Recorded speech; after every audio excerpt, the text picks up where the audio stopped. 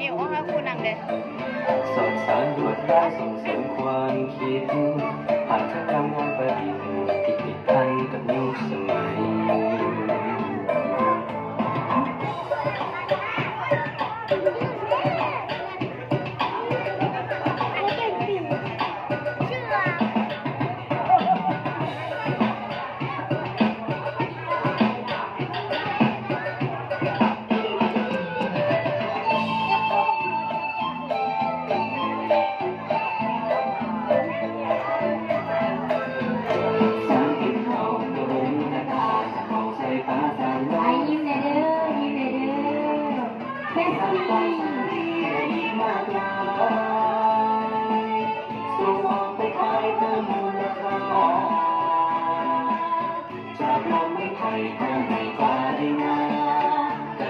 สินค้า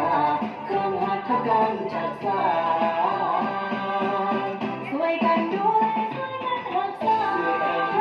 ช่วยกันรักษาส่งเสริมช่วยกันเรียนรู้ส่งต่อให้ลูกให้หลานหัตถกรรมจัดสรรจะเคียงคู่อยู่สังคมสินค้า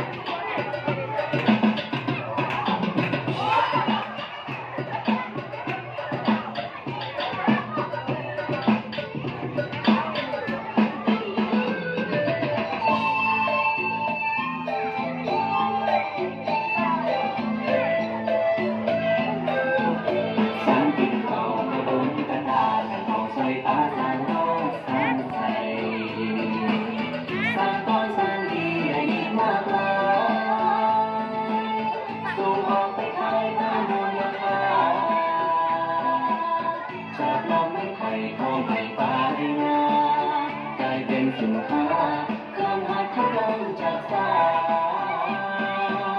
ช่วยกันดูแลช่วยกันรักษา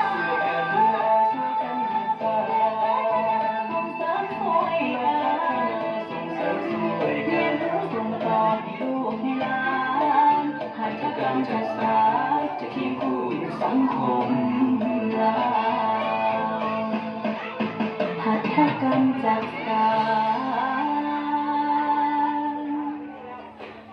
to care